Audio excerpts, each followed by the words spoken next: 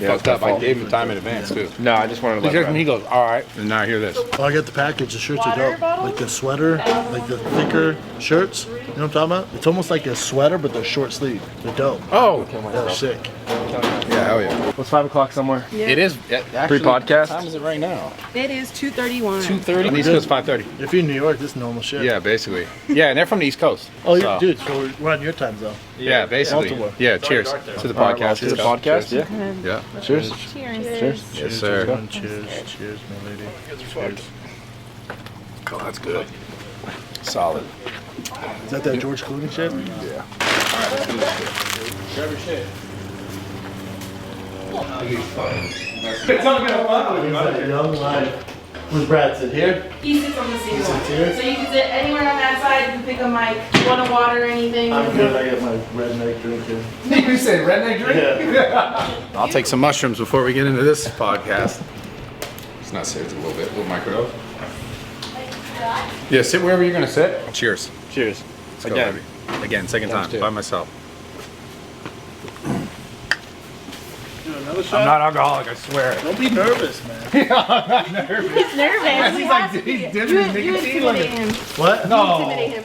He's over here taking 2 shots. He usually doesn't take Don't shots. be nervous, before the Bradley pod. Bradley I'm a Martin versus Brendan professional. Schaub. I'm a professional, man. I've been podcast for 9 years. Have you really? Yeah, 9 years. 10,000 hours, son. Right, yeah, sit where you're gonna sit. I just wanna make sure it's good on your face. You like the mic in the middle or the mic on the side? I mean, I feel like you and I are basically nose to nose. I can go here. Yeah. You put the cans on, even though there's just 2 of us? Nah, you know how to Yeah, I'm good. I mean, however you guys do it, I'm down, but don't even if there's just 2. You just know the distance. Yeah, you know podcasts. If there's 3, you usually need the headphones. Each other. That's solid.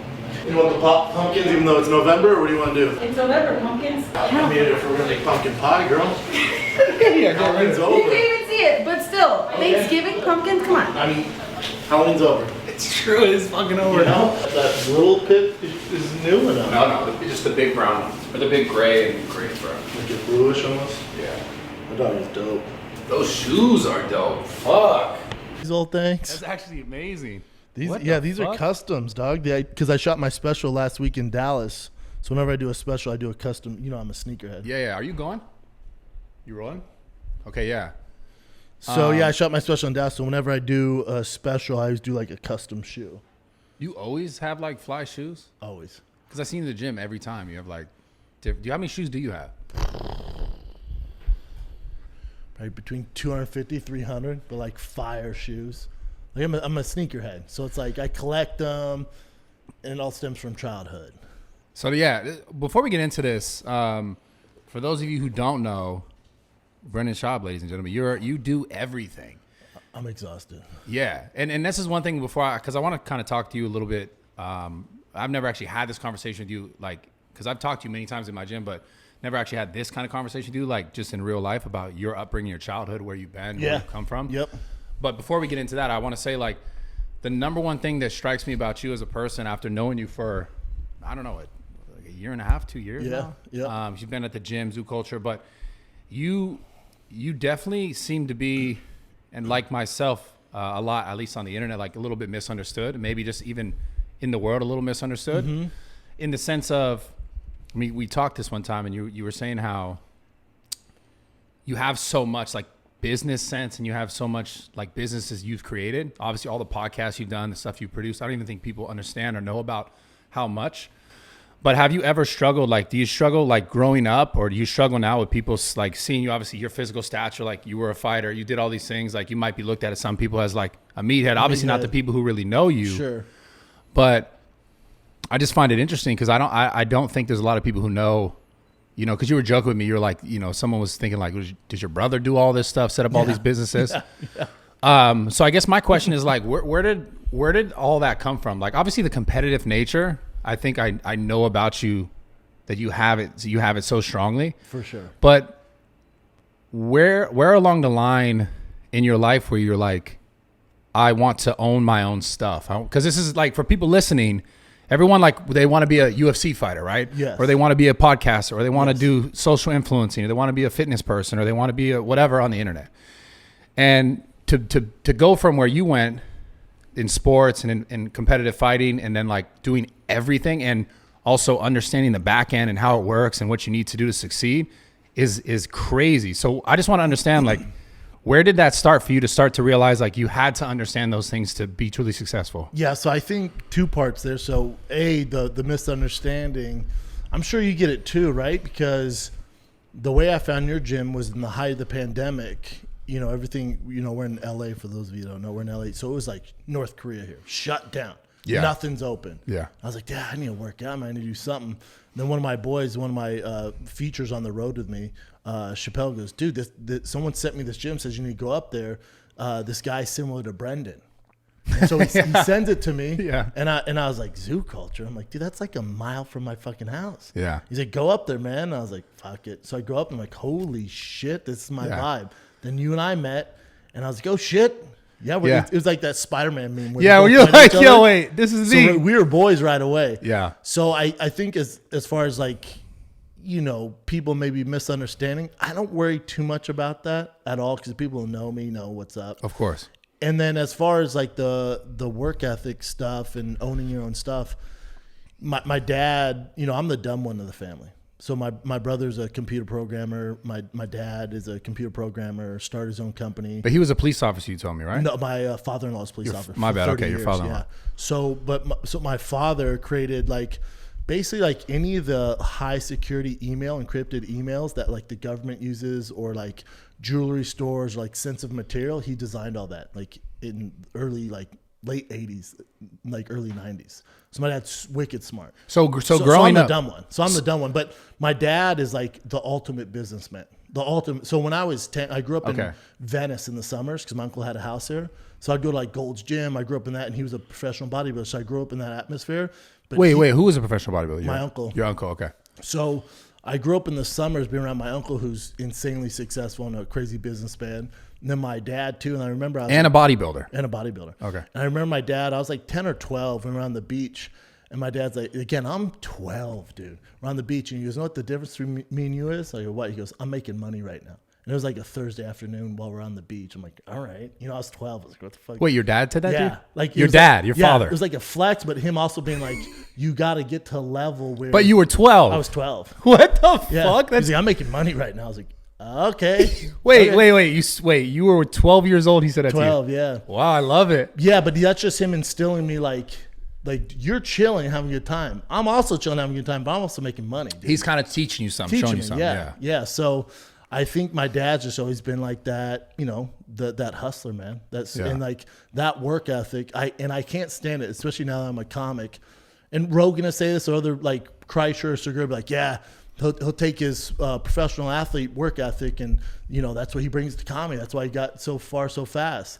But I could have been a UPS man. I could have worked for Best Buy, Starbucks. Like that work ethic is no matter what I was doing. That comes with everything. And you think that was instilled through your father? 110%. Any other people in your life that was? My uncle Pax, who passed away just because he was, you know, they called him Mr. Venice. He was 6-time Mr. Universe. My aunt was 4-time Mrs. Universe. So like when I was like from ages 8 to like 21, I was there in the summer, and he had me up at 5 a.m. and it's egg whites and run on the beach, and we go to Gold's twice a day. And it's just like that. Almost like that Arnold, like, you know, like pumping iron lifestyle. The best. But it was just this work ethic that was just like, this is how it is, man. Is this how you got into sports? Because I know you were like active in football. Yeah, super active. So in sports, I grew up in a predominantly black neighborhood in Aurora, Colorado. Yeah.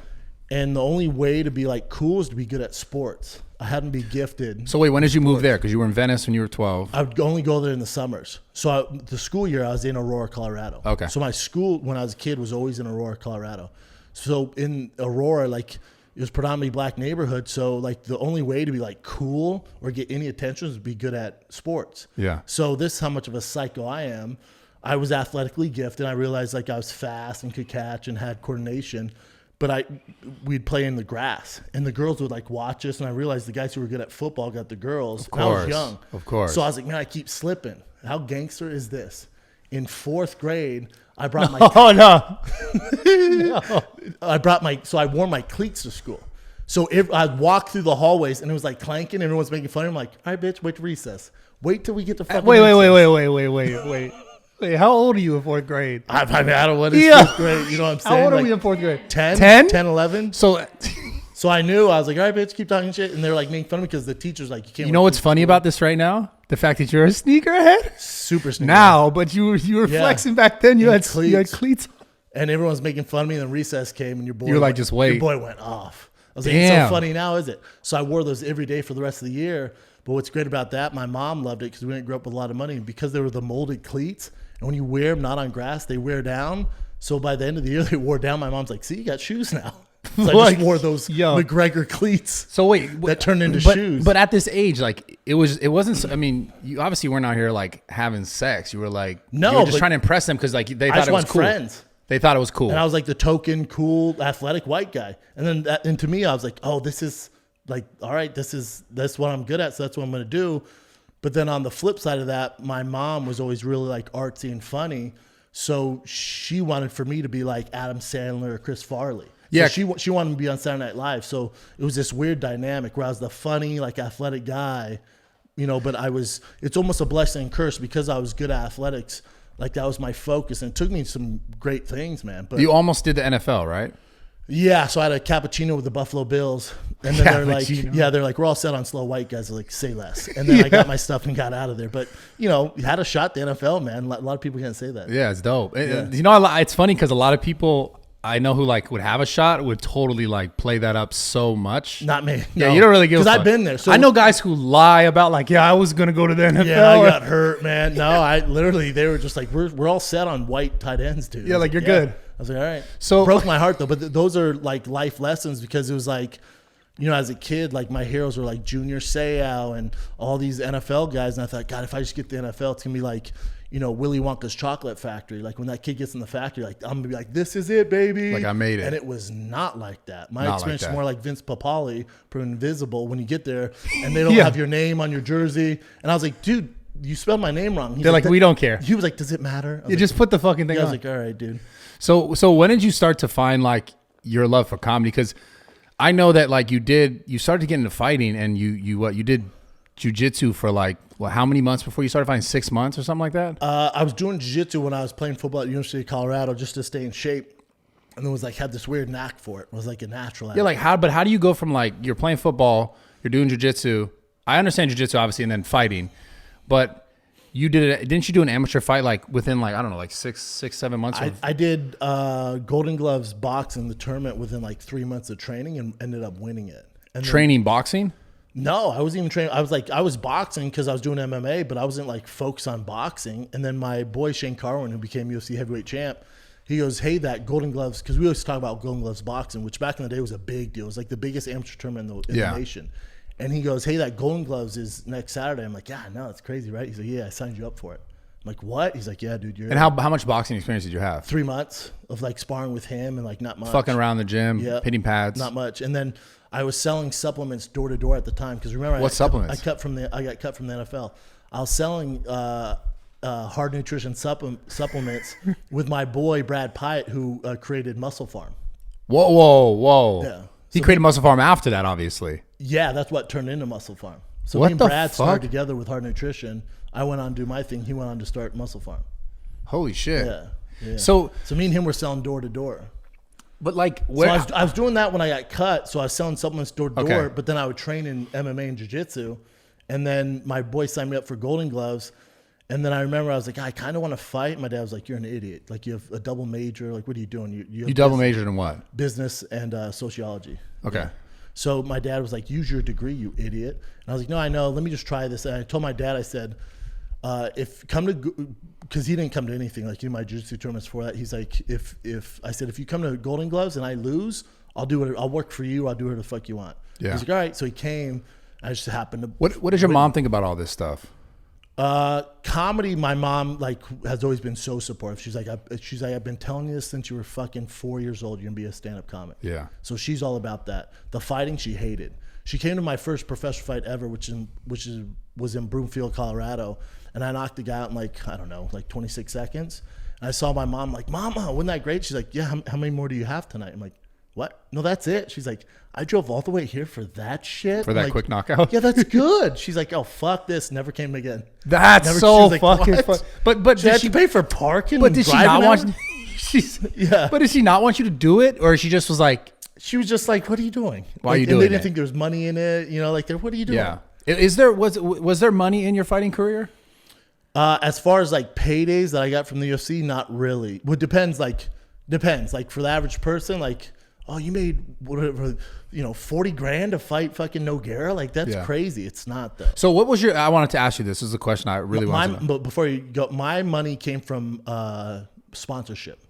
So like I would get, let's say 50 grand to fight a monster to fight him. But my brand deals were like six figures. Okay. So let me ask you this and my other question, I'll wait. So you like at the time, what year was this in fighting? To like 2012 to 2011 to 2014. Who were the most popular fighters at that time? Do you remember? Brock Lesnar, JDS, Cain Velasquez, John Jones. Ronda Rousey. So you were a heavyweight, obviously. Top 10. So did a lot of those fighters get good money brand deals, like because of like how did you work that? Some of them did. I've just always had a knack for marketing, so I was like. And you did it yourself, like they came to you or you came to them? And then I would pitch them on it, and then I'd be like, let me show you what I could do marketing-wise. I'd cut a promo for them, or I would just go over the top, and they'd be like, all right, we're in. Like, so you were selling yourself? Always. Do you think like a lot of fighters missed out on that, like in your time? I know now people know that that's a thing because like even social now media. they're not great with it, but it's also like what's sad is they shouldn't have to do that. A lot of these fighters should be getting paid for what they're supposed to do, which is win fights. Yeah. But now because Conor McGregor came, who's this fucking unicorn, which isn't even fair to say unicorn. He's a green elephant amongst the rest of them. Yeah. In a circus. He just knew how to fucking make it entertaining. He had the talent, like God-given talent. He's a once-in-a-lifetime type of fighter. Then B, he was just fucking wicked at marketing. So then people see him make all this money and be the face of the UFC. So then these guys are like, oh, I'm going to do that. But it's not natural to them. Yeah. But then the UFC, it's a double-edged sword because the UFC is like, look how much this guy's making. Be like Conor. So you have these guys where it's not in their, kind of what they do. It's not in their wheelhouse, and they're like talking shit and like, what are you doing? Do you think UFC fighters are underpaid? This is where it gets dicey because they are and they aren't. Like the report just came out. The UFC had their biggest quarter ever, which is good for them, man. I love the UFC, by the way. I fucking love it. Dude, my business around the UFC. Yeah. I love the UFC. Yeah. I'm a UFC alumni. There's fucking nothing I incredible. ride with or fuck with harder than the UFC. Yeah. So when it comes to pay, like I think it's easy for the common person to be like, oh, dude, they're underpaying them. They should be paying them this. But at the end of the day, and Dana says the same thing, you don't know what the fuck you're talking about. I don't know what goes on behind the scenes. I don't know how much they're paying for the venues. I don't know any of that. Yeah. Now, could they pay more? I assume, but I don't know. But what I do know is when these fighters try to start unions and all that stuff, and they've reached out to me, big boys have reached out to me, like, jump on board. And when you go through it, you're like, oh, you guys aren't. Well, here's the thing. I know Dana. I don't know him super, super well, but it does make sense, like on the business side of things, that they've also built that name and that brand so large and it's so like successful that now bigger than any fighter. The brand is exactly. So now at this point, just like the NFL. Yeah, so I do understand. It's like, okay, you can't ask for more for sure, but at the same time, you also have to respect the value that the platform that you're fighting on now. Correct. And, I think it's easy to knock Dana on the fighter pay and stuff like that, but, I don't think I'd do anything different if I'm him. You know what I'm saying? Like, go tell fucking Steve Jobs before he died, like, dude, you need to pay these workers more. He's like, but why? He's like, I also created like, what do you want me to do? I created a life-changing trillions device. of jobs. Yeah. So for Dana, it's like, what are you talking about? I gave these guys a platform. Like, I created all this. Have you ever had beef with Dana White? We've had beef. And it's weird because I was talking to this big manager who works with the biggest guys, and it's so weird because like we had beef like 4 years ago, but he's worth all the money in the world. I'm doing good. Like, I look at it like now to backtrack. When I left the UFC because one of the reasons I left, not the main reason, one of the reasons I left when they signed that Reebok deal, all my sponsorships went away. So at that point they made fighters could not have their own brand deals, right? And so you just get a payment from Reebok. Is it still that way? Yes. Still that way. So they're paid higher, but you can't have any outdoor sponsors. So how come I see people like Ngannou and stuff, people have like Venom Monster, shorts? They have like Monster or Crypto.com or something like that. Yeah. That's a UFC sponsor. They like only the UFC selects who they want to work with, and you get paid a little more, but still not like back in the day. Got it. So back in the day, there was more money for fighters who were more ambitious with their own brand deals. Yep. Okay. Yep, and they got rid of that because they didn't want to look like NASCAR and shit like that. Yeah, they want more crazy. Professional, which obviously they sold for whatever $3 billion, so they know what the fuck they're doing. But at the time for me, I had a chip, dude. I had a stack of Pringles on my shoulder Because when I retired, I was like, watch what I'm going to do. But that gave me the fire to get to where I was going to get. So now that I'm on the outside looking in, like and again, that manager was like, I know you and Dana have problems. I'm like, I don't know where that narrative keeps coming from. I love that dude. I have no issues with Dana. This is the thing I'm talking about being misunderstood. Like, I can personally relate to so many situations. Yeah, but it's like, that's how the news goes. Like, you're talking about 4 years ago. He sold his company. He's worth $400 million fucking dollars. Yeah, I'm doing fine. Like, what animosity? Like, we're both good, man. Yeah. Like, I don't need anything from him. He doesn't need anything from me. I have no animosity towards him in any facet. If he called me and was like, hey, Brendan, we need you to do this to promote the show next week. Yeah, you got it. Whatever he wants, man. Yeah. I have zero animosity. I like the guy. Yeah. My show's built off his platform. Yeah. I have zero. So it's like this, like you're talking about shit from 4 years ago. Like, what are we doing? I love Dana White, man. Yeah, I have no issue with it. So I'm wondering, like, where along the lines were you like, I want to do comedy? Because, like, obviously, like, were you a funny kid growing up your whole life? Because I'm definitely not. I'm not ever ready to. I don't think I'm a comedian, but I remember growing up kind of like the class clown, the kid who would make people laugh, and I'd find enjoyment in that. Yep. Did you grow up like that? Yeah, I was the funny guy in the locker room, and then to me also, I'm surrounded by the funniest people in the world. So I moved to LA. Started doing while I was fighting the UFC. I started doing a podcast with Brian Callen, who's a stand-up comedian, right? Comedic actor. Yeah. How do you get into that circuit? Like, how did you get into the circuit with Brian and Joe? Me and Brian. So I was a coach on The Ultimate Fighter. They brought Brian in to make the kids laugh. On The Ultimate Fighter. Yeah, I was a coach on there. Brian and I went to dinner that night. And me and him were just talking. I was talking about comedy. He's like, I didn't realize you knew so much about comedy. I'm like, yeah, I love it, dude. I'd love to try it and blah, blah, blah. And then he was like, well, you live in Denver, right? I'm like, I'm actually moving to LA next week. And I was just sold all my shit in Denver. I was going to drive to LA. And I was like, I'm actually moving to LA I'll be here Wednesday. And he goes, man, let's grab coffee. And I remember driving to LA. I was staying at my uncle's house, and he lived in San Francisco. So I was at my uncle's house where I grew up as a kid. And it was just this empty house, and I thought I made a terrible choice. I was crying, and I had no friends. At what age? What age was this? Like 27, maybe 26. Yeah. And then I remember I was like, oh, I got that comedian's number. I texted him. I was like, hey, man, still down for a cup of coffee? I'm in LA. And he responded back like 3 seconds later. I was like, thirsty much? So then I'm not gonna lie, he responded to me super quick. I was like, God damn, dude, show a little pride.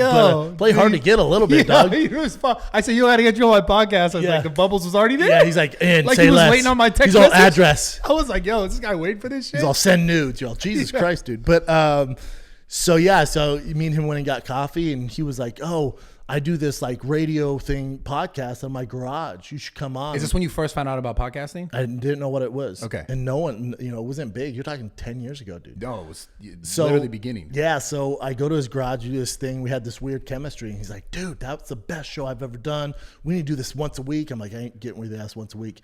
And he's like, no, we'll do it, and you'll break down fighting. And he just didn't know me at the time. I go, anybody who knows me knows, like, especially when I was fighting, I don't want to talk about fighting, dude. That's all I fucking eat, sleep, and breathe. Yeah. And we talk about comedy and fashion and sneakers, and he's like, okay. And then we started Fighter and the Kid. And that was fucking damn near 10 years ago. So you've been doing podcasting for 10 years. Damn near, yeah. One of the OGs before everyone and their fucking stepmom had a podcast. Yeah, because I started podcasting 4 years ago. I would just, I just told you about it. I wasn't able to be super consistent with it because of my circumstances and like the friend group changing and all that kind of shit. But by far, this is my favorite form. How long have I been telling you? I mean, since like 2 days ago, I'm like, you need a podcast. And I never tell anybody that because we have enough podcasts in the world. Yeah, that's the thing. So that's the thing I want to, everyone's making a podcast now. Yeah, Everyone. but like the cream rises to the top, man. Like, so, it's good because you can, you cut out the middleman. So Hollywood's kind of dying in that aspect. Yeah, so massively. You don't need some big producer to go, yeah, that's a good idea. You should do this. Like, it's literally there's no middleman. You have a direct access to your fans. Yeah. There's no better way to do it. So my entire business is direct access to the fans. There's no middleman in anything I do. whether it's, merch or the podcast or selling tickets to my comedy shows or even my special. It's not a network going, hey, make sure you watch Brendan. It's me telling you where to find it. You're going to see how it was produced. And there's so much power in that. And there's so much it's everything. The ownership, It's like an artist having their masters or something like that. But I like the pressure. Like, it's all on you. Yeah. I fucking love it. So let's talk about that a little bit. Like, obviously the success, people who know you, who have been involved in your ecosystem for years, they know how much you've done. I don't even know if they know how much, but talk a little bit about, because I know you produce shows that you're not even on, and you have how many podcasts that you're actually on? That I'm on and on. So there's Fire and the Kid, there's Fire and the Kid, Fight Companion, it's Calabasas Fight Companion, Below the Belt, Food Truck Diaries, King the Sting. And you post. So like I'm curious, like just so people listening, I think people have this perception of like, I've talked about this probably a few times on podcasts and just in general on the internet, of like content creators or people like us essentially as almost like, it's so easy because they see us sitting and talking. Oh no. So how many episodes do you film a week? And in how a many? week? Yeah. So shit, man. So especially if there's a fight, let's say it's a Fight Companion, which I do once, twice a month, which you've been on twice. Yes, it's amazing. It's so much fun. Amazing. So every Monday I do Below the Belt at 8 a.m. I get done with that. Then I have Fire and the Kid. And then on Tuesdays I have King and the Sting. Every other week I do a food truck, so that'd be on Tuesday too. So that's 4 by the time I get to Tuesday. Yeah. Wednesdays, Fire and the Kid. And then I kind of chill, or I'll be on tour. And then if there's a big fight, then I do a Fight Companion on Saturday. So you're looking at 5 to 6 shows. So you're looking at, I don't know, man, was that 12 hours of work? Yeah. Just like talking work. So without sounding cliche, And then remember, I still have to write for stand-up. I know. So I still have to go on the road and develop an hour. And also the back end stuff, your business stuff, all the then employees. merch. I just launched whiskey. Like it's What's the name of the whiskey? It's called Tiger Thick. Tiger Thick. So it's about my son, and then also my brand is Thick. So what's interesting about that is same with you. Like everything you do, like like when you want to start, it's so funny. We won't talk about it. I wasn't going to get into it, but it's like merch or like podcast or whatever it is. Like you'll have a vision, and then it's like, yep. And then you have the team, the resource to get it done. Well, with alcohol, it's like fucking Yellowstone. It's like John Dutton on the ranch. Like there's all these previous landowners, dude. And they've been there for hundreds of years. Oh yeah. And for you to break land and get in there. The barrier to entry is massive. Dude, it's like the distribution. And like in my head, I was like, oh, it's direct consumer. I'll make my whiskey. I'll make sure it's fucking I'll lit. put it on Shopify and sell it. And it's like, no, bitch. No, what? Yeah. No. So it's like, I didn't know this. And then yesterday I'm on call with my team and we're going through it. And it was like, oh, we got work to do, dude, which I'm never afraid of. But I was like, oh, this is a different beast, which I love the challenge. And I literally just before this, that's why I had to push back till 2. We're supposed to do at 1 because I was on the call with these distributors. Who and it's like, dude, you're not gonna like come out with a whiskey and that's available nationwide. Yeah, like, no, bitch, you're gonna start in Texas, California, New York, and then we'll see how it goes. You have to prove to them. You have to prove to them to buy it. Because it's so competitive, dude. Everyone and their brother has a. You're gonna have to show up to places. Yeah, I'm gonna have to pitch it on them, which I have no problem doing. Yeah, but it's just like, I'm a white belt in this black belt world of whiskey and liquor, and it's just like, hey, bitch, you're not George Clooney. You got some shit to do. You're not The Rock, bitch. We're just not going to buy this. It'll humble you, man. Because you know what I'm saying? Like, you'll see, like, Kendall Jenner, like fucking George Clooney, where it, like, sells right away. Yeah, of course. They're like, bitch, you're not The Rock? They're like, hold on, dog. Yeah, you can fly out here. You're a tall motherfucker, but you ain't The Rock, bro. Yeah, they're like, are you the UFC guy? You're like, oh, no. Fuck. Yeah. I do some podcasts. Yeah, I was like, oh, no. No, but let's talk about success, because I think a lot of people are always, who watch these podcasts, I know are interested, obviously in you as a person, which is why a lot of them are here. Me, probably as a person, which is why hopefully a lot of them are here. But what do you think is the most important, and this, like, again, I don't want this to sound cliche, but I think it's really important to ask these questions. What do you think is the most important thing in order to really find success in your life? Air conditioning? Do you not have it in here? Yeah, we do. It's hot as fuck. Nah, the reason why I turn off, I ain't gonna lie to you, is because... Is it too loud for the sound? No, honestly, I'll tell you the truth. I'm gonna tell you the truth. You know how messy that room is? Yeah, dude, it's a fucking tornado went off. So I kept that door shut, so just because aesthetically it was gonna fuck me up on the side view. That would have drove me nuts. When I have the AC on, and that door shut, it goes like. I feel you. No Bro, worries. yo, open that up. No, we'll Fuck it. power through it. It's all No. good. I promise. I can tell you're getting hot. Dude. Yeah. Oh. Yeah. Long these- sleeve on. All these fucking lights. Yeah, open up and go around the corner and turn the AC on. I'm sorry, guys. A little. You're fine, dude. Yeah, he's like, yo, I'm What's the fucking thing to getting hot. success? Fucking air conditioning. No, that's definitely one of them. There's no doubt about it. AC is extremely AC, important. dude. If you're not happy, like, you're not doing success. but I want to know, like, what do you think you can attribute in your life? Like, what like major points in your life are you like, oh, I see this? Because obviously that conversation you had with your father, when you were 12 years old, and he said, "You see what I'm doing?" is crazy. Like Slight flex, but yeah. super flex, but also a good learning moment for you. Experience. Like, what do you think you learned along the way, and what's the most important part for your success, at least? Yeah, and I'll just be honest. I feel a little awkward when people are like, "Oh, tell us about success," because I don't feel successful at all. Okay, I relate to that. At all. Yeah. And I think because I'm surrounded by fucking Wolverines, dude. Like, you know, like my brothers Joe Rogan and fucking Tom Segura and Bert Kreischer and Chris D'Elia and all these monsters. Yeah. And I don't view them as competition. And Andrew Schultz, right? And Theo. So like I'm surrounded by just these brilliant men, and I feel so stupid around them. So I feel like it's awkward for me to talk about success, but then sure, I think you know I'm on my way, no doubt. Yeah, I think for me, and I will say this, besides, and I don't think it's fair to say that because there's a lot of those guys work their ass off, but besides Joe Rogan, who's insane. Nobody has a better work ethic. Bro. No one has a better work ethic though. It's not by a mistake. Yeah. Nobody has a crazy. I don't give a fuck whether you want to talk about the Mamba mentality, dude. He's that, but outside the basketball court. Yeah. On all aspects. So compared to him, I'm not shit. I'm the fat guy on the couch. But take Joe out of it, I'm the outlier. Where it's like with comedy, I've been doing it 7 years now, but my work ethic in 7 years is probably similar to other comics do it 14 years. Like as far as my stage time and the work ethic and what goes into it and the writing, like what they've done in 14, I've probably been able to accomplish in 7. So you think it's strictly about work ethic? 100% work ethic. Yeah. 100%. What sort of like with everything? Like, yeah, because I'm too embarrassed to fail. You know what I'm saying? Yeah, fuck. Dude, Like I this relate to whiskey, that. like with those distributors, I was like, don't get me wrong. I know this is going to take work. I know it's going to be a beast, but I promise you I'll find my way in there. Yeah. Whether you guys say no, that's all good. Say no. See what happens, man. Where do you think you developed that relationship with failure?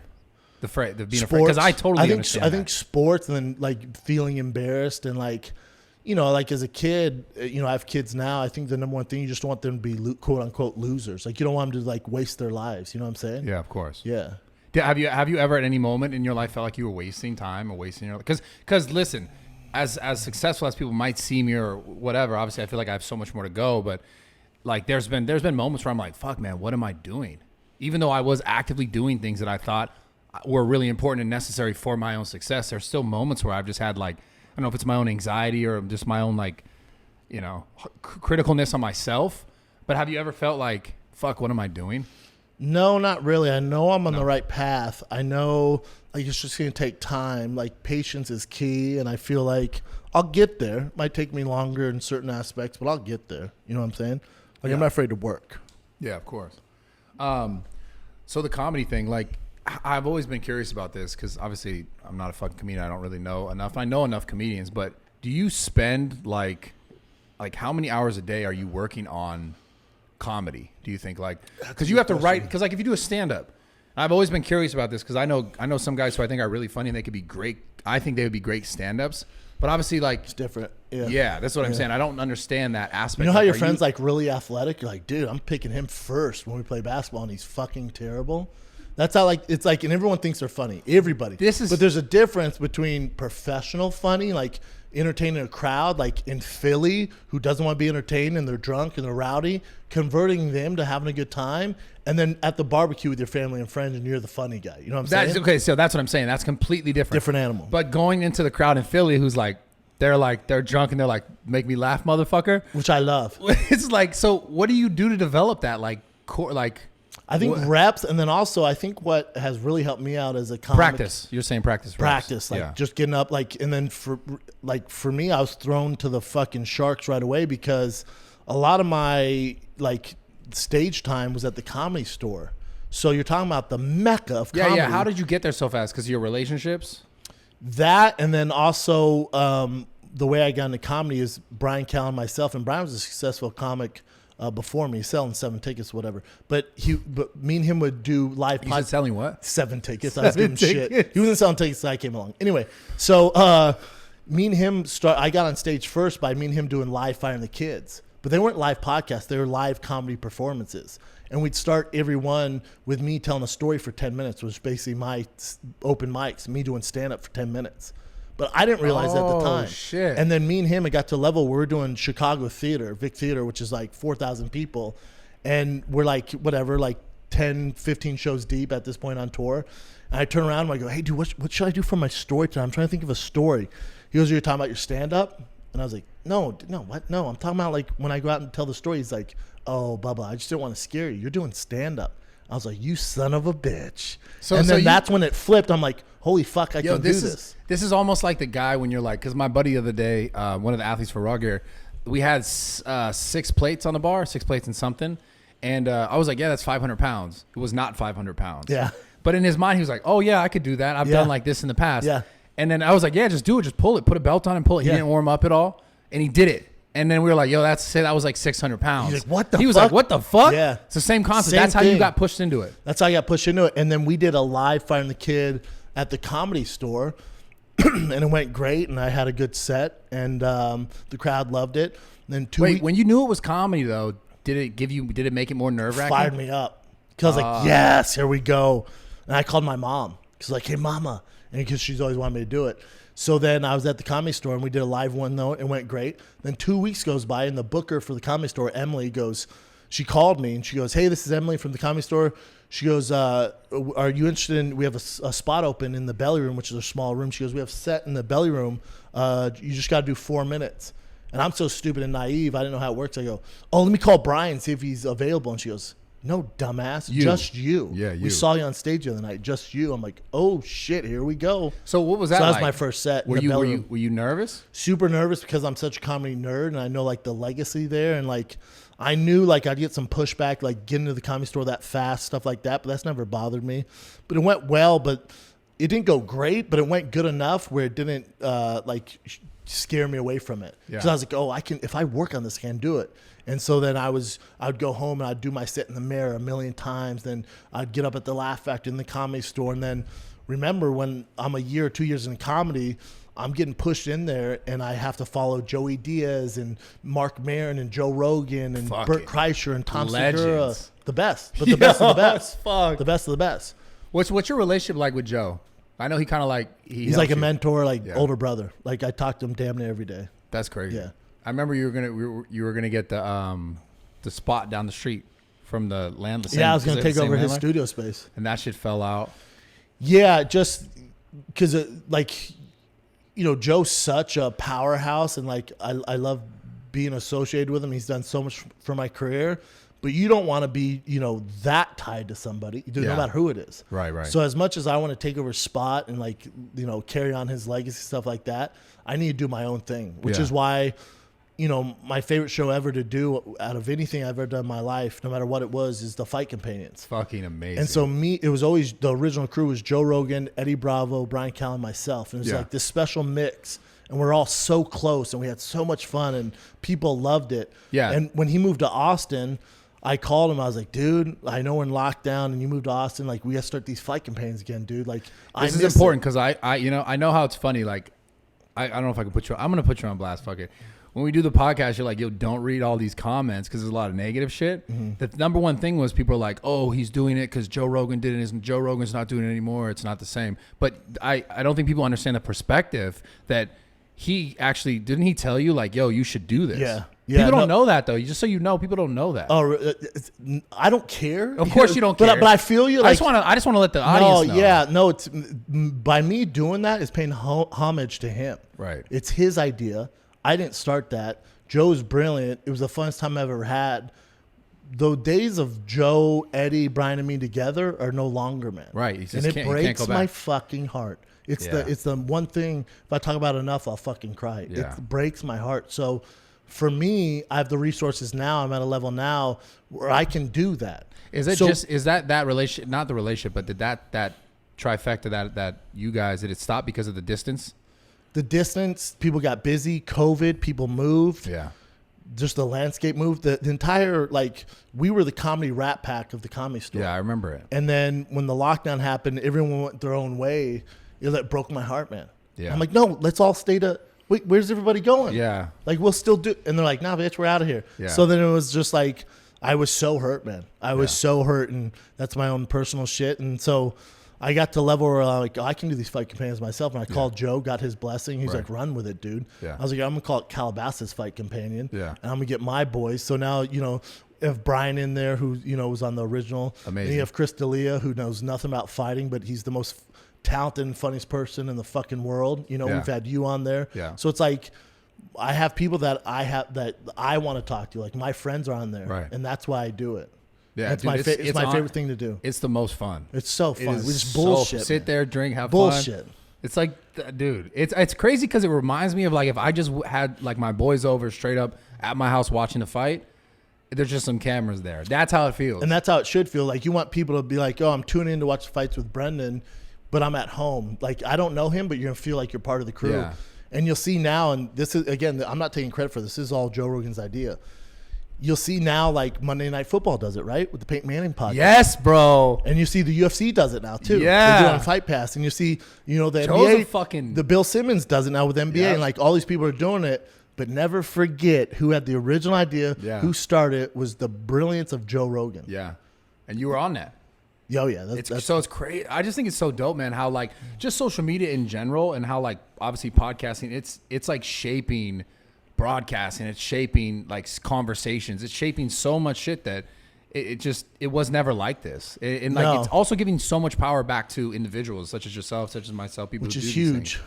So because before, like, if you wanted to get your foot in Hollywood's a fucking beast, man. So even like my boy Andrew Schultz just did a movie with Eddie Murphy for Netflix, and Schultz, like, if you guys know who Andrew Schultz is, you're talking about, like, he's one of the greatest living comics alive. He's a hustler. I just hit him up on DMs the other day to come do the show. Why wouldn't you just text me, like, dude? I forgot. Put me and Schultz on a He group is text. so fucking funny. He's my guy. So shit. Okay. yeah, so My bad. this is what kind of guy Schultz is. So I was shooting my 30-minute special, and he goes, I need to see it before you fucking shoot the special and make sure it's good. And he came out to LA, sat in on my show, and was like, all right, you're good to go. Whoa. That's what type of guy Andrew Schultz is. So wait. He came to be like, yo, let me like help you verify this. Yeah. Damn, He's like, that's a I ain't good gonna let you dude. just put something out. No, that's Whoa. my guy. Yeah, that's my guy. That's solid. But as far as like comics go, and ticket sales and like, there's nobody bigger than Joe Rogan. I'm sorry, bigger than Schultz besides like Rogan or Kevin Hart, something like that. But as far as like our group, he sells the most tickets. His podcast does the Schultz. biggest number. Yeah, he's huge. He's enormous. He sold out didn't know Radio this. City Hall in New York like twice over. I love his type of He does comedy, huge theaters. You should go to a show. Nobody puts on a better show. As far as production value, like, dude. I just like how he doesn't give a fuck. He's like, a savage. That is the best. But so he's huge, dude. Like amongst like my peers, he's huge. He's on a movie set with Eddie Murphy and all these I big didn't know. Hollywood I didn't even know actors. that. I didn't even know that. Yeah, he's on a movie I was set. like, this guy's fucking funny, man. No, he's a beast. So he's on that movie set, and he was talking about on Flagrant 2, his podcast. He's like, dude, they don't know who the fuck. Like, they have no idea who I am. So I got a Like, question. there's just like this weird disconnect with Hollywood. And like the last one to know that their empire's crumbling is the king. That's Hollywood. Like for them not to know yeah. who Schultz is, and like, hate to tell you, but like, besides Eddie Murphy, he makes the most money on that fucking set. Yeah. Besides Eddie Murphy, I don't know who else is on there, but I'd be willing to bet Schultz makes the most money. And if you walk the streets, more people know who he is than the rest of them besides Eddie Murphy. Right. But in Hollywood, like, who the fuck's this? What's he? Some young comic? Well, it seems it's like so funny. It's like they want to hold on. They think they still have all the power. I think, and I think like you're gonna hold on to that for as long as you can, right? But it's like at some point you don't have it anymore. Dude, even with my agents, I sold this show to this network, and they're like, all right, well, here's the time commitment. It's Monday through Friday, and you're shooting this. I go, whoa. I can't commit to that. I got my shows that I own. And just so you know, doing that show that I got to prepare for 4 days a week and then shoot on Fridays, I'm losing this much money a week. They went, what? I'm like, yeah, dude. I'm going to lose money by doing that TV show. Yeah. And they're like, no. I remember we talked about this. Yeah. And I'm like, yeah, dude. I can't do it. Like, you're turning it down. I'm like, I can't do it. It makes no sense. It's like they don't. It's like I don't. They think have no clue. They don't realize it's there. They don't realize that the money that the actual like the power is there. And then it sounds like you're flexing on, but it's literally like just showing like it's opportunity cost. I mean, you can't. But it's also like, hey, I make how much they're gonna pay me to do that show once a week? I make that off merch in a day. Yeah. Like, do you realize this? Yeah. And I don't have to sit through, and go through all these rewrites and the casting and all that. Like, I can just post a shirt. I have a question. Do you think that, because the whole world now is this cancel culture, all this cancel culture type shit.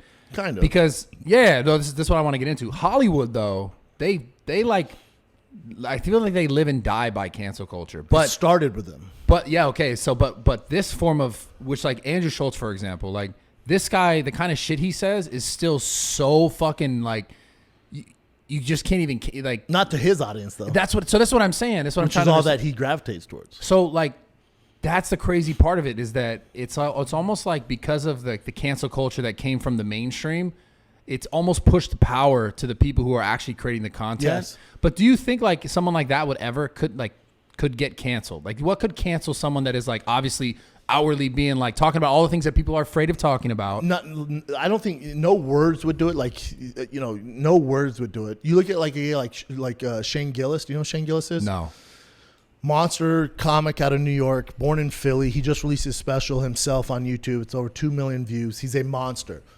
He's such a creative. He got started on set. He got accepted Saturday Night Live. They hired him on Saturday Night Live. Before he even started, Hollywood went into all his old videos and tweets and found a video of him saying something, not great about Asians. And they fired him before he even started. Well, what happens is in our culture, like the comedy culture and the fan base and the podcast fan base goes, holy shit, you guys fucked up. And they've rallied around him now, and now his career is bigger than ever. So that's what I'm saying. Like, so it would take, like, now I think cancel culture, like, it's slowly kind of fading away because people are sick of it, and they realize, people make mistakes.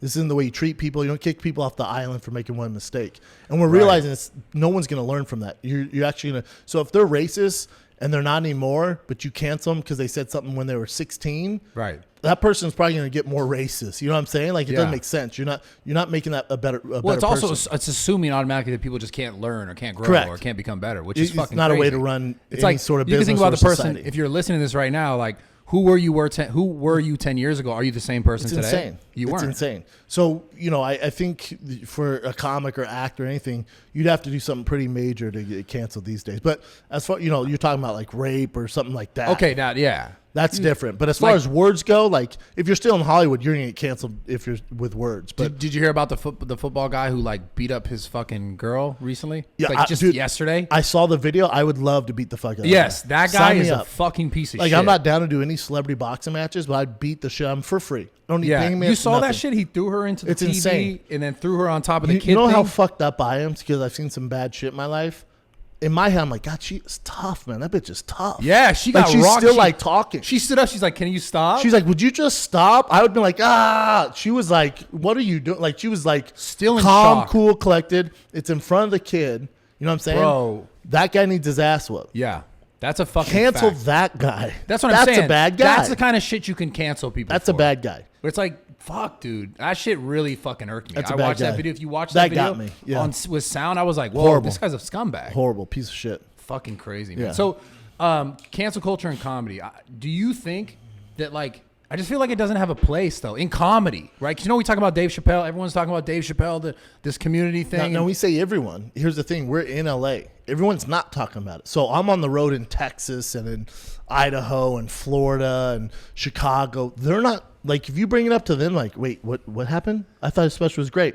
It's like, oh, in LA, they're trying to cancel. But on the internet, too. The internet's not real. That's not real life. That's true. That's true. It's fact. What, you walk down the street, 1 in 10 people on Twitter. It's not real life. Yeah, it's true. It's not real life. It's crazy, though. But so it's like, he's not canceled. He got 40 million for that special. I also know, like, he responded and was like, well, this is what being canceled is. He's I like, sign me up. Love it. Yeah. But you can't cancel a comic. But that's what I'm saying. And That's especially them trying to cancel him over, like, what he was saying doesn't entice violence or anything like that. Like, the whole. You watched it, right? Oh, yeah. Okay. Yeah, one of the greatest specials I've ever seen. It was amazing. Yeah, amazing. But I think, his message was like, he had a relationship with a trans person. Yes. That trans person committed suicide. Yep. He did a lot of great things for that person. Yeah. He's not homophobic or transphobic. Doesn't make sense. He even so claimed to be a feminist. That's why that cancel culture doesn't have an argument. Right. Like, you're fighting against a guy who actually helped your movement. This is a bigger thing, and I talked about this when I was on the Full Send podcast because they asked my opinion on this, a couple weeks ago. Are those boys scared of it?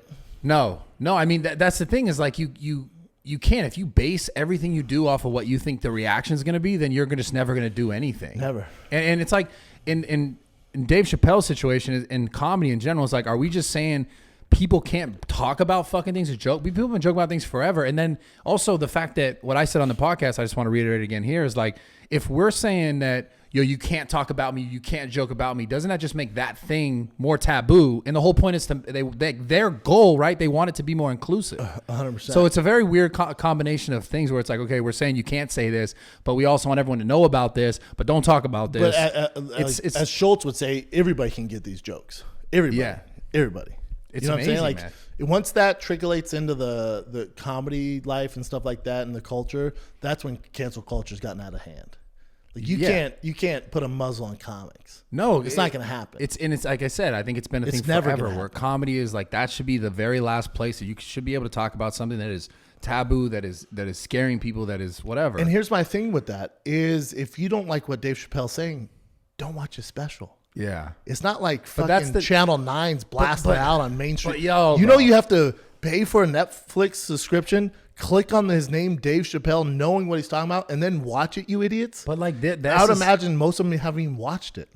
Right. They just probably saw what someone else said about it. Which is so crazy nowadays, though. Like, with social media, with the internet, it is the most common thing for someone to just see what someone else says about a situation, and they go, if it's like their friend or their brother or their cousin, base their opinions off. Oh, that's true. They just regurgitate what that person. Bro, it is fucking insane. I mean, there's a whole conversation we could have about this, about a lot of other things that have happened in the world, but like, I don't want to get into that kind of shit. But yeah, man, like, do you ever have any moments in the content that you make, or the comedy stand-ups, the specials that you do, where you feel like, oh, I can't talk about this? Never. Yeah. Because I know I'm a good person. I know it's come from a good place. Like the special I'm putting out soon, like, I go hard on my Mexican family, man. And like, my wife and mother-in-law were in the crowd. And if they're okay with it, and they're Mexican as fuck. Yeah. So these other Latinas, you're going to be upset? Even though my wife and I have Mexican kids and my mother-in-law. And you love them. Of course. Favorite people on the planet. Right. And they're okay with it, but you're not? Get the fuck out of here. Well, it just reminds me, like, I remember when I was like 16 and you're in high school and you joke with your boys, and no matter what you said, it was always good. It's always okay. It should like, be a safe space. What's happening now in the world where it's like, yo, it's just, we got to attack everyone for everything. You know what it is? It's like this culture, like, let's say we put out this podcast and someone goes, man, I loved it. Bradley and Schaub were great. I might get 7 likes. And then if someone puts, I fucking hate it, and then they do something, that's going to get a lot more attention. So, and the media is guilty of this too. Like, negativity is what gets clicks. That clickbait, like, negativity is what we gravitate towards, unfortunately. Bro, Everybody this is a whole conversation. It's super toxic. And I know it specifically because, like, I've been on YouTube for so long. Like, I'm obviously, I've been doing podcasting for 4 years on and off, but living on YouTube has taught me, and living on social media has taught me, like, directly that fear, crazy things, like outrageous things, or really super funny things are the things that get the most views or clicks. 100%. Like, when you make someone think, like, what's going on? I have to find out, right?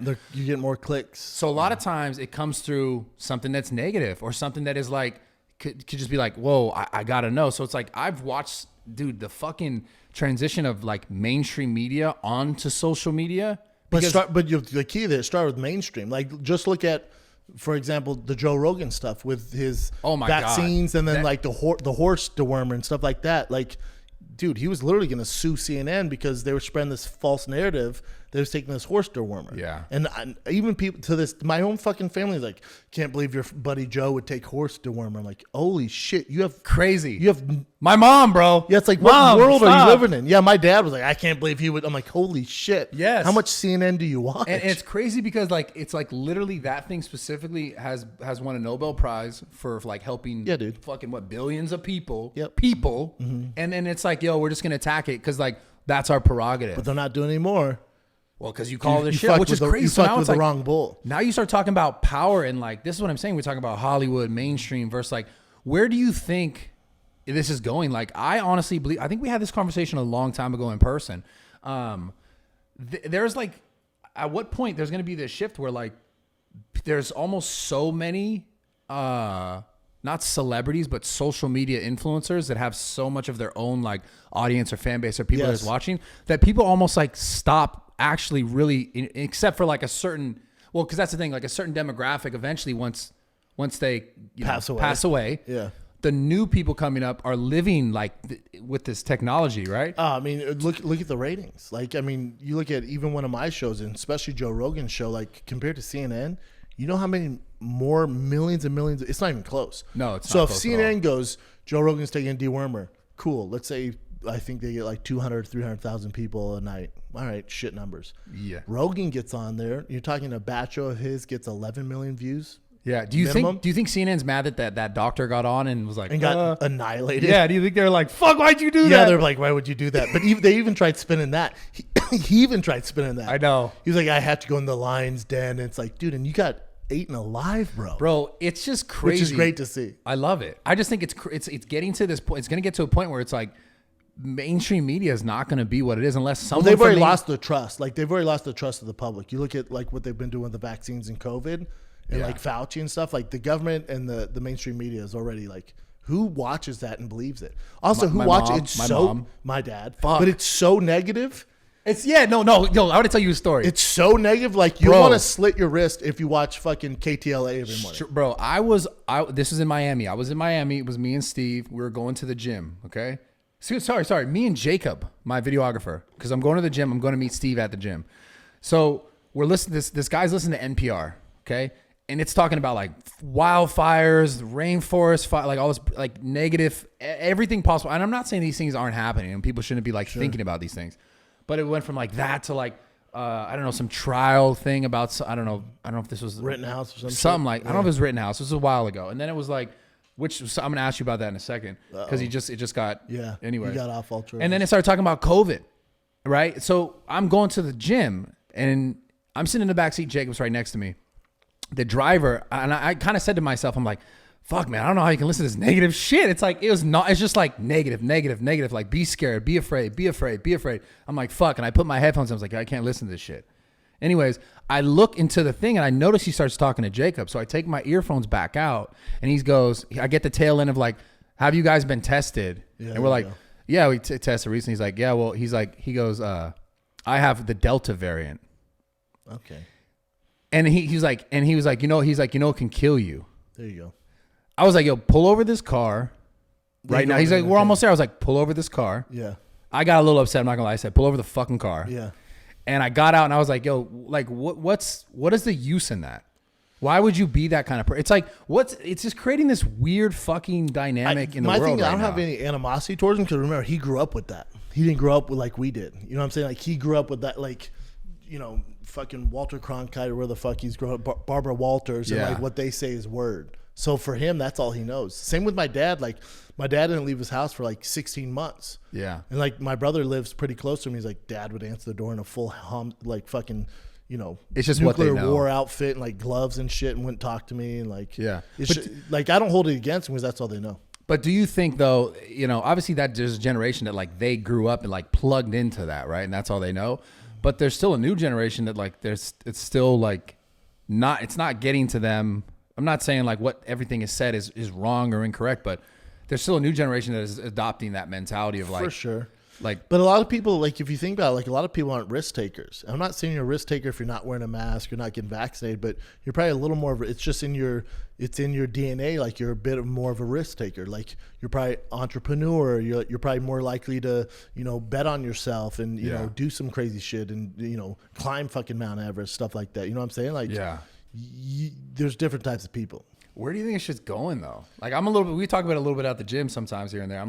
I'm afraid with California. Yeah, California in general, man. I'm like, fuck. I never once. I grew up my whole life. I grew up in San Francisco.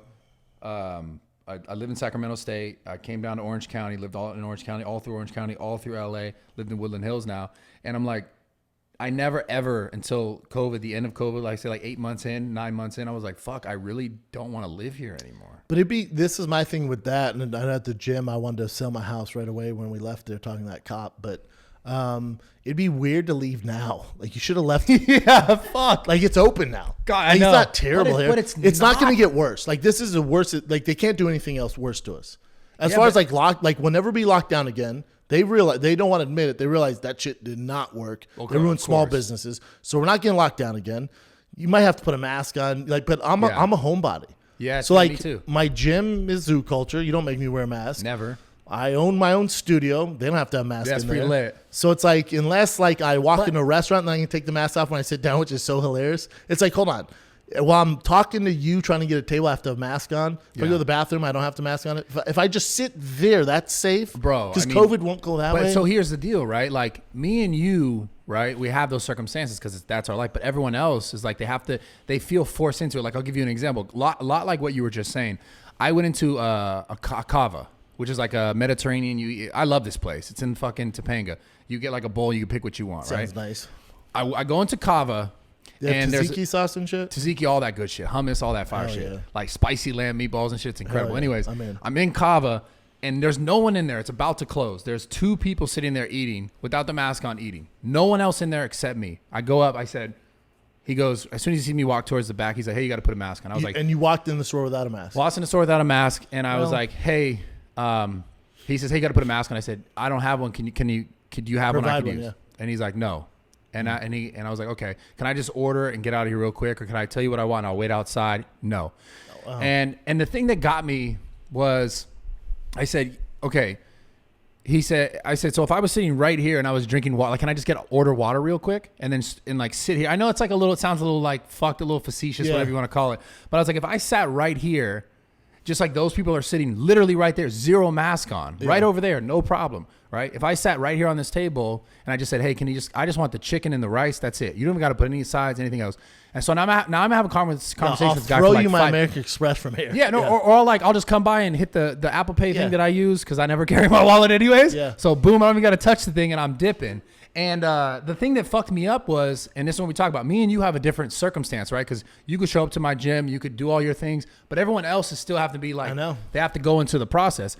And I asked this guy, it really was just startling to me because it couldn't make it make sense. And I said, does this make sense to you?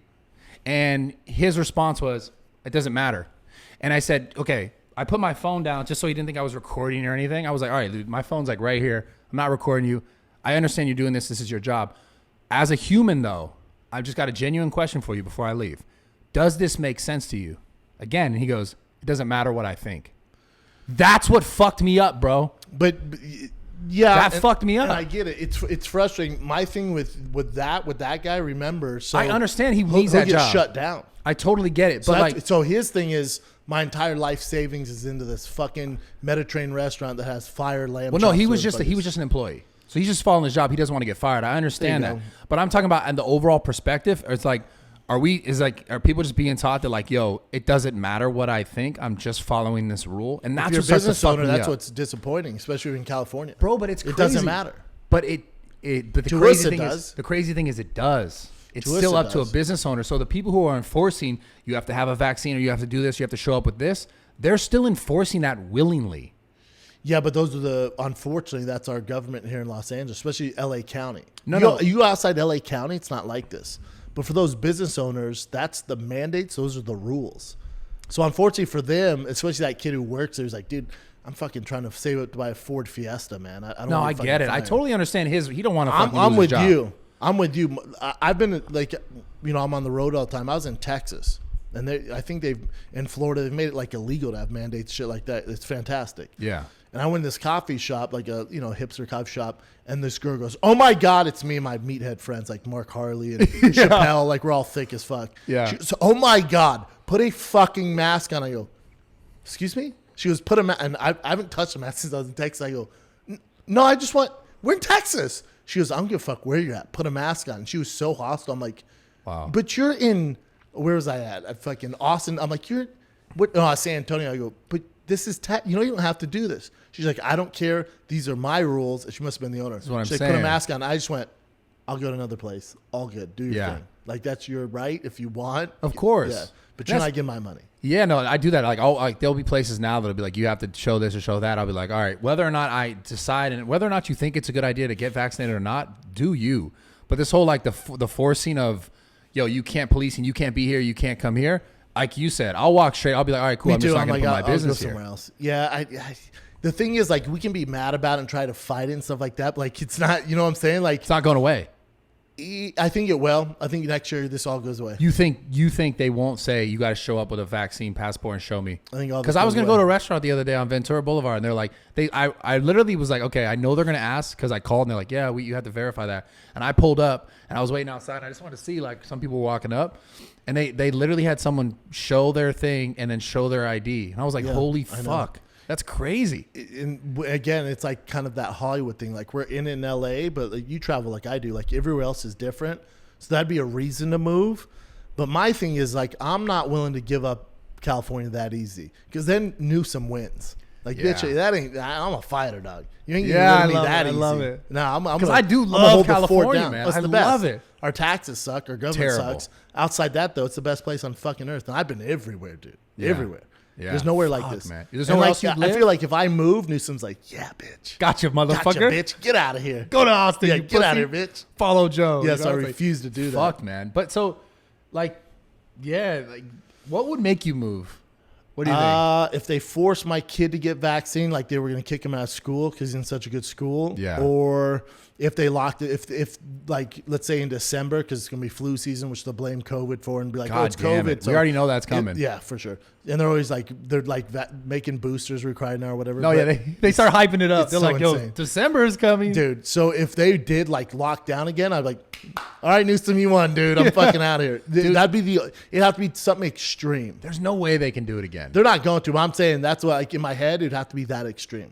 Fucking crazy. But man. I refuse to leave. I fucking love it here. I'm not going to let them win. No, we can't, man.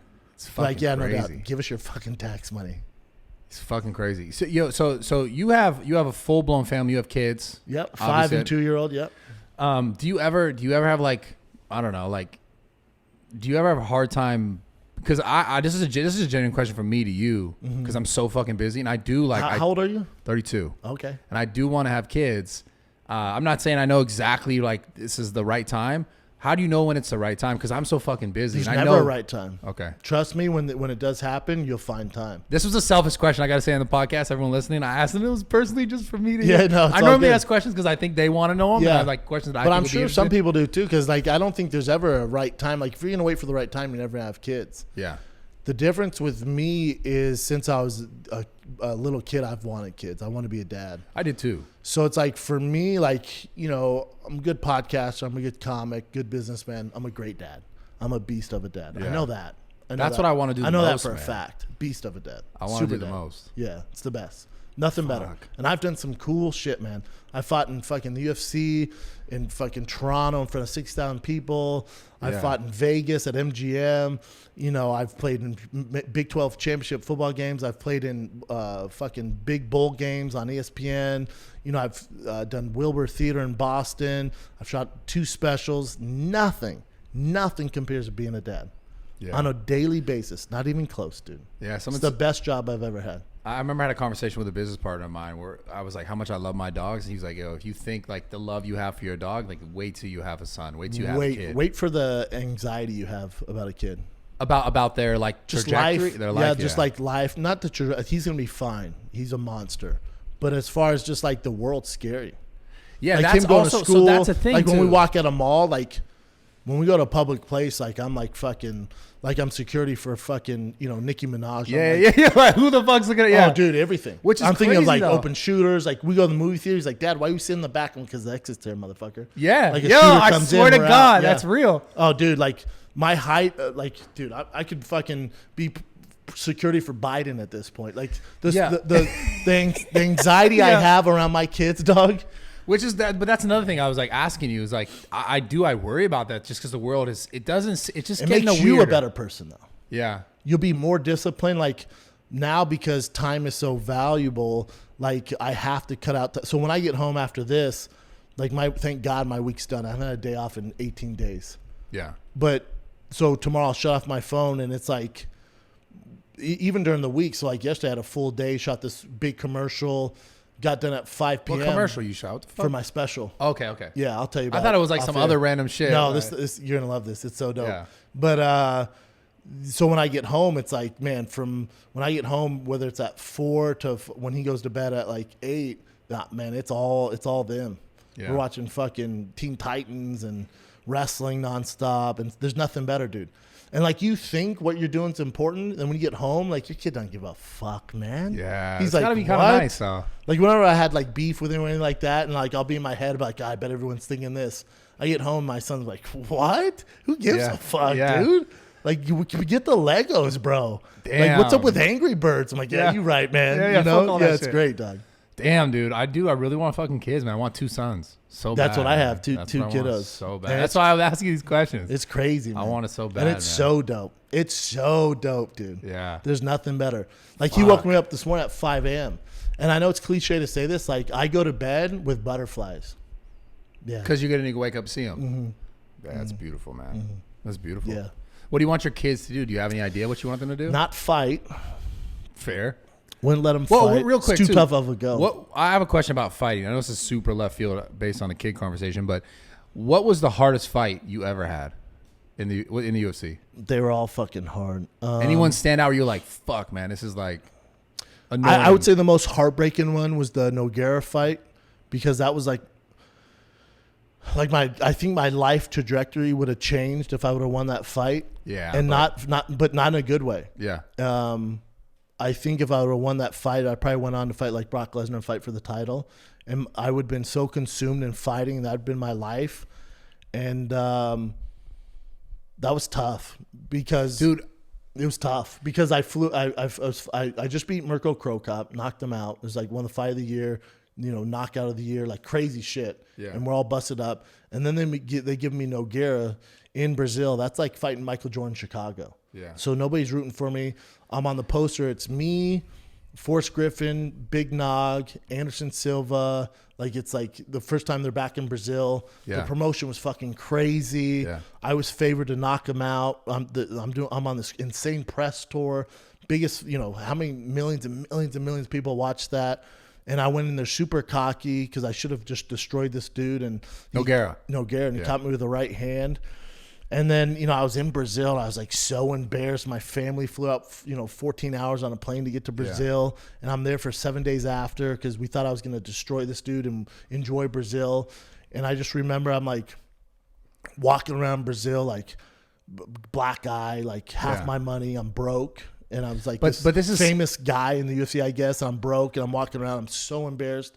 And then like the Brazilian fans just like took all that away. They gave me hugs and kisses and gave me free food, and like they're like, you're such a warrior, and like it just made me realize like, oh dude, this is dope. But it's also like, it's a really big learning experience in your life. Like, the crazy thing, this is my story. I'm going to tell you guys is 100 times not as fucking alpha, not as cool, because it was in the competition industry, which is like we stand on stage and we show off our abs and shit. Still, but I don't want want to like discipline to get there, man. For sure, but like fighting is obviously 10 times more alpha. But the crazy thing about what you said, just to give you guys perspective, I was doing the competition stuff, and I wasn't like the popular guy. Yeah. And then I got second place at a show where I would have got my pro card if I got first. And then every show after that, they gave 2 pro cards for the first and second.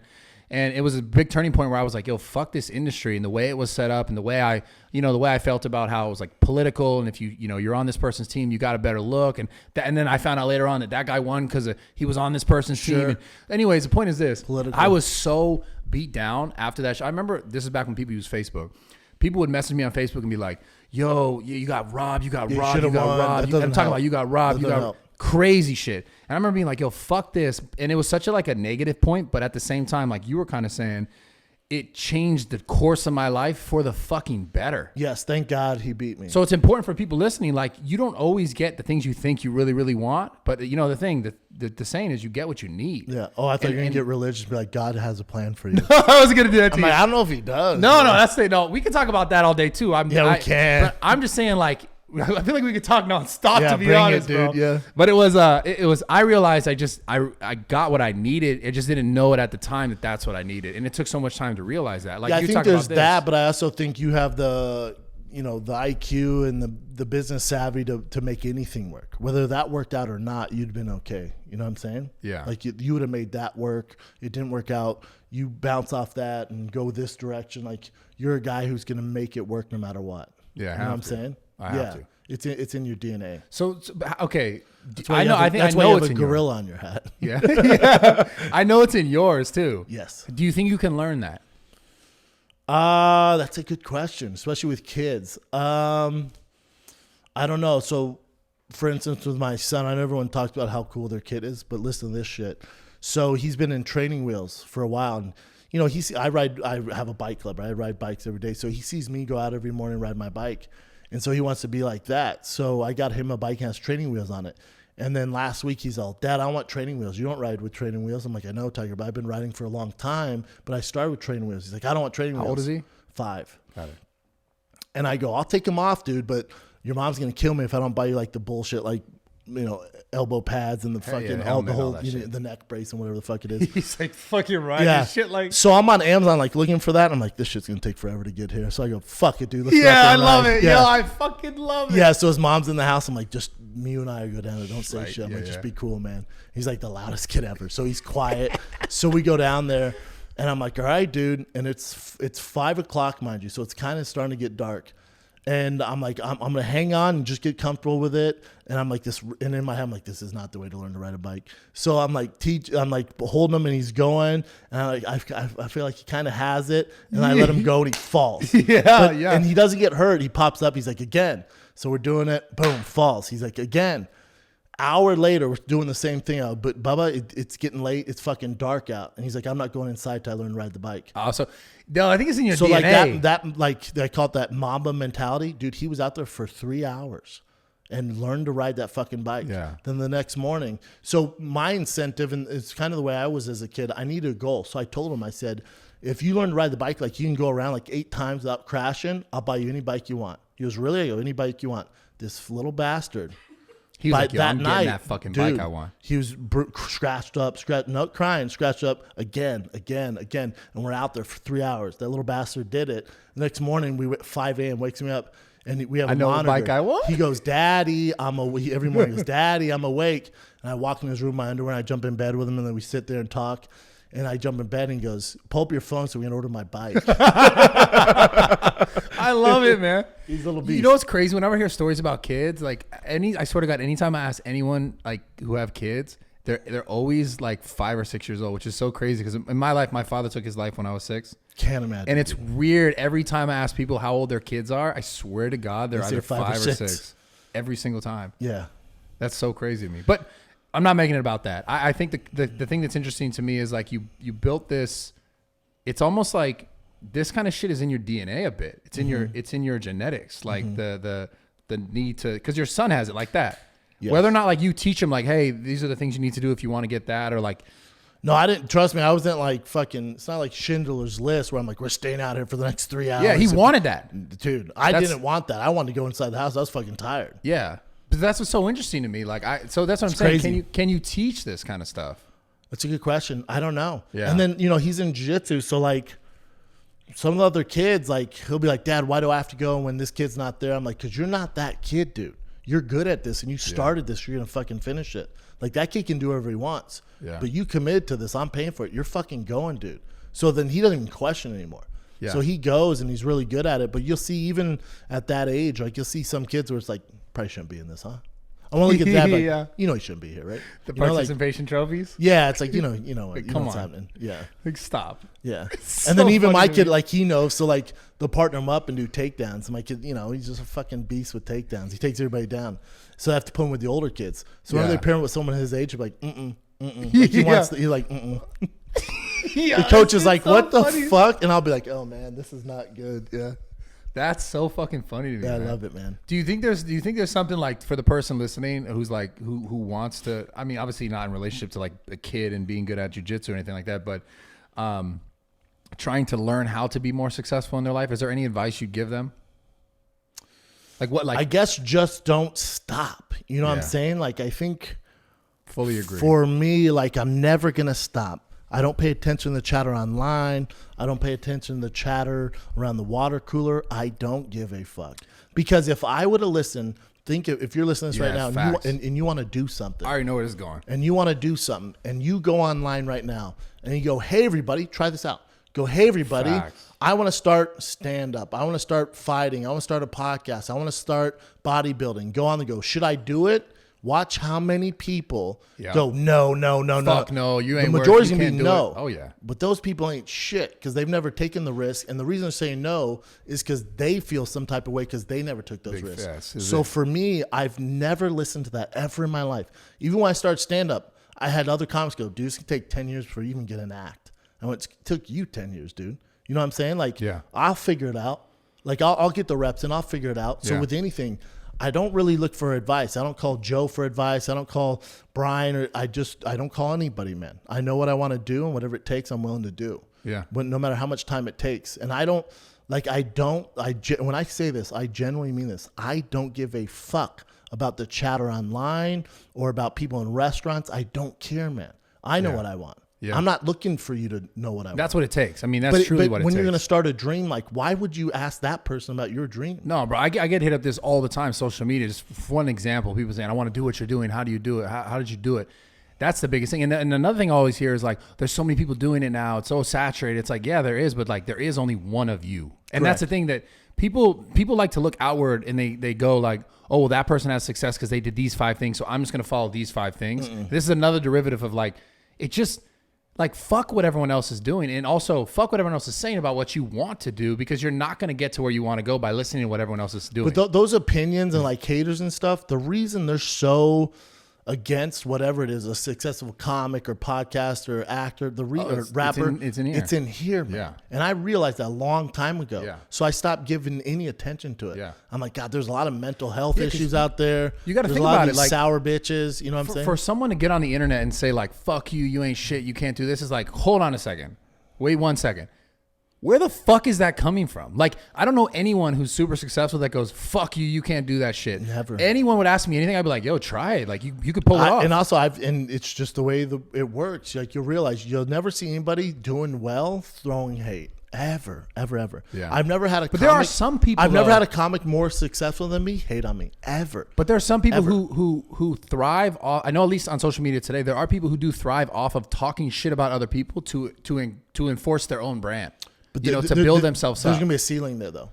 They're never going to get to the final destination. And there's going to be a ceiling with that negativity that you're spewing out in the world.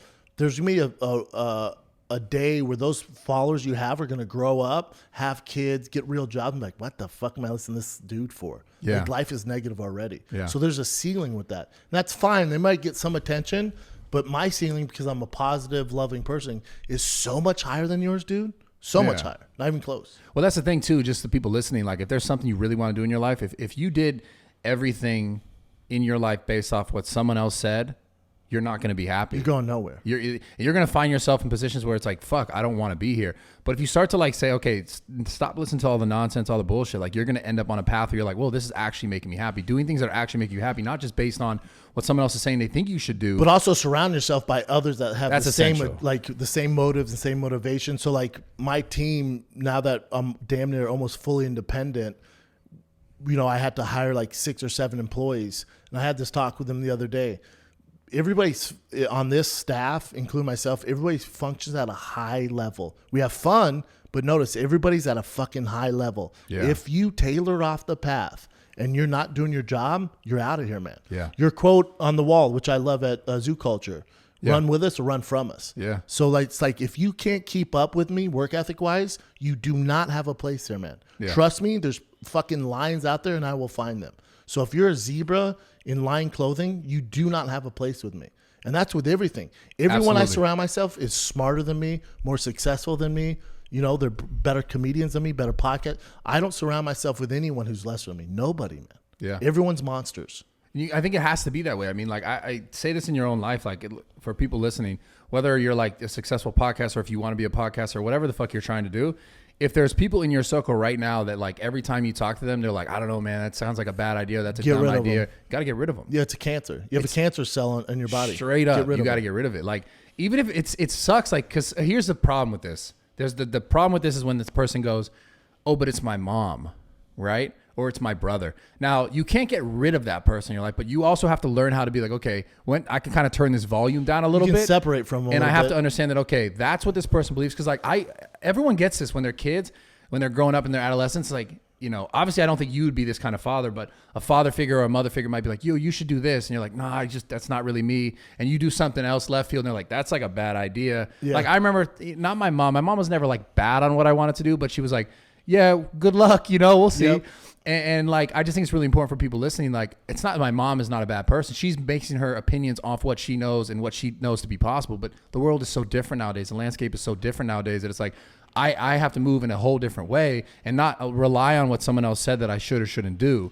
And I just think it's really important for people to understand, like, if there's people in your circle, like I said, if it's a mom, if it's a brother, if it's a cousin, like, you got to turn the volume down a little bit and know where, okay, if that's truly not in line with like you and your heart, like, don't listen to it. And also, if you can't get rid of those people in your life, you don't want it bad enough. Oh yeah. Oh yeah, because now you're going like, if you're not getting rid of them, you're affirming what they're saying by allowing them to stay in your life. And then you're giving yourself an excuse to not move forward. Cause like you can go, oh, like, well, he said that, so maybe not. So now you're holding yourself back. Correct. But I just think it's interesting, man. And whenever I talk to like successful people, you know, such as yourself or other people that I know or people that I like really look up to, it's like, they always say the same fucking things, man. And I just think, I just want to try and bring that. It sounds harsh, but the game's too tough, man. The game's too tough to waste time on that. Yeah. So it might sound harsh, but if you're trying to get where you're going, it's going to take some harsh decisions. Do you ever see yourself, I always ask this question because do you ever see yourself not working? No. Yeah, I'd rather die. Never. I was talking to I'm like a shark. If I stop moving, I'm going to die. I was talking to a friend of mine who's a billionaire, like a multi-billionaire. Oh, I'd probably stop then. No, but dude, that's the fucked up thing. He can't. Well, look at The Rock. I'm on the phone with him and I was like, would you ever stop working? He's like, no, I'll die. When I stop working, I'm dead. That's why he's successful. This guy's like, Scrooge McDuck. Yeah. Insane.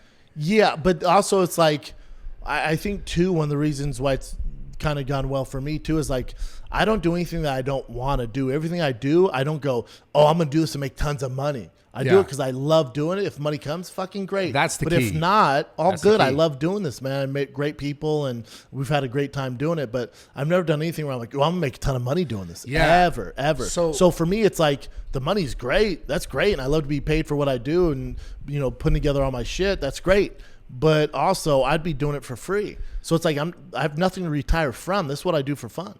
This is a big important thing in success, and people who are listening people always ask me this question in person. They say, I don't know what I want to do, or I want to do these things, but I don't know how to make money. And I remember when I first started making money on the internet through coaching people, I would get hit up all the time by people who knew I was successful at it.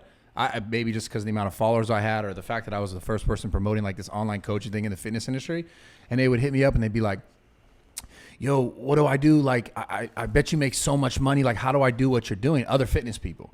And I remember being like, dude, if the reason why you want to do this is to make money and not actually help people, you're not going to make it. You're done. Yeah, you're in it for the wrong reason. And that's the thing that's so significant, I think, in life now is like people get so caught up, especially with social media, in what other people have and how other people make money and how they do it. And they just try and mimic it. But like their heart's not truly in the thing that they're doing. Like if you ask me like this podcast shit, if I made no money doing this and I just did all my other stuff and made my money, I would still do this because I love this so much. Yeah, I would do everything I do now for free. Everything. But it's crazy because you can't tell someone that who's just starting out because they're like, but I need to make money. Yeah, it's tough. So it's like a balance. What I'm saying is this to the people listening.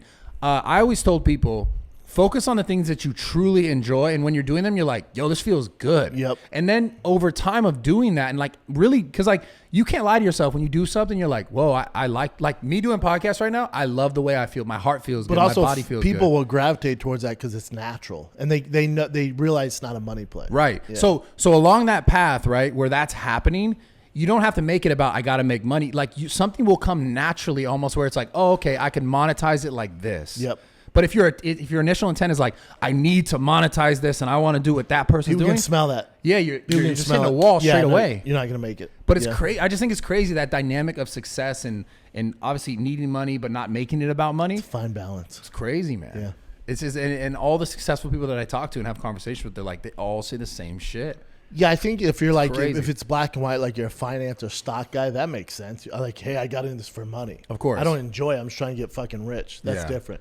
But for what we do, like being creative and the creative type and putting out content, you have to love it, man. You have to. It's too much of a grind. Like we don't have 9 to 5s. Dude, I'm 100% all the time, 24/7. All the time. Yeah, 24/7. Hey, you know that. She knows that. I feel like this isn't laugh How back long there. have you worked for him? 3 months. Okay. Yeah. Yeah, you have to be.